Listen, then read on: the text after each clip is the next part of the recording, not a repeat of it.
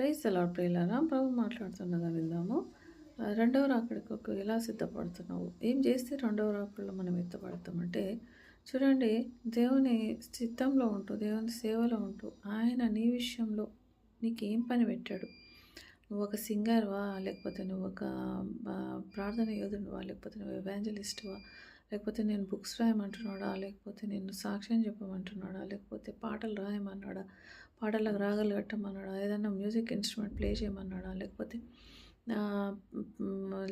నువ్వు ఇంకా చాలా సేవలు ఉంటాయి. ఎక్కడైనా పోయి ఎవాంజలిజం చేయమన్నాడా, లేకపోతే నేను ఒక పాస్టర్ పనే చేయమన్నాడా, లేకపోతే దేవుని విషయంలో నీ విషయంలో దేవుని చిత్తం ఏంటి? అది నువ్వు కనుక్కోకుండా ఏదో సాతాను చూపించింది, ఏదో కాంప్రమైజ్ అవుతూ, నీ కంఫర్ట్ జోన్‌లో ఉంటూ, ఇది చేస్తే చాలు అవన్నీ చేయదేవా అని మనం ఎప్పుడైతే అనుకుంటామో, మనం దేవుని చిత్తంలో లేనట్టు లెక్క. సో, దేవుడు స్ట్రీట్ ఎవాంజలిజంకి కొంతని పిలవచ్చు.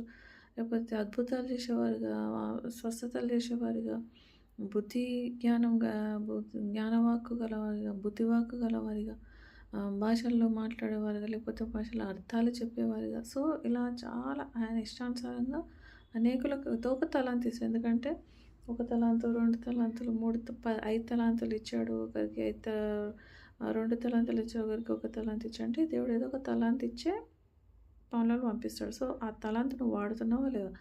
ఏదో ఏ ఏ పనివాడైతే తన పని చేయకుండా దాసులను కొట్టి తిడుతూ ఉన్నట్టయితే, ఆయన దాసుడు ఎక్స్‌పెక్ట్ చేయని టైంలో అకస్మాత్తుగా దేవుడు దొంగలాగా వచ్చినప్పుడు నాట్ డూయింగ్ మై వర్క్ అన్నప్పుడు ఆయన ఎత్తబడే సంఘంలో ఉంటాడా? ఉండడు కదా! దివారాత్రములు ఆయన పని మీద ఉండేవాళ్ళు. సో, ఆయన ఏదైతే పని చెప్పాడో, ఆయన గొర్రెలను కాయమన్నాడు కదా దేవుడు. ఏదో ఒక గొర్రెలకు ఏదో ఒక పని మనం చేస్తున్నట్టయితే ప్రభు సంఘంలో, ఎత్తబడే సంఘంలో మనం ఉండే ఛాన్స్ ఉంటుంది. లేకపోతే నీకిష్టమైన సేవ చేస్తున్నట్టయితే మాత్రం అది తప్పకుండా ఆయన చిత్తంలో లేకుంటే మాత్రం ఎప్ అంగీకరింపబడవు. తర్వాత ఎత్తబడే సంఘంలో ఉండడానికి కూడా నువ్వు అర్హత ఉండదు. ఎందుకంటే నీ సిద్ధలో నూనె ఉండాలి, అది దేవుని చిత్తం ఉండాలి. తర్వాత పెళ్లి వస్త్రం ఉండాలి, పరిశుద్ధాత్మ ఉండాలి, భాషల్లో మాట్లాడుతుండాలి. ఇవన్నీ మ్యాండేటరీ. ఇవన్నీ లేకుండా నేను వెళ్ళిపోతా పరలోకానికి అనుకుంటే మాత్రం మనంత మోసపోయిన వాళ్ళు ఎవరు ఉండరు. మా తాత పాస్టరు, నేను పాస్టరు, మా డాడీ పాస్టర్ అనుకుంటే మాత్రం అది కుదరని పని. కాబట్టి ఓన్లీ 2% వెళ్తారు.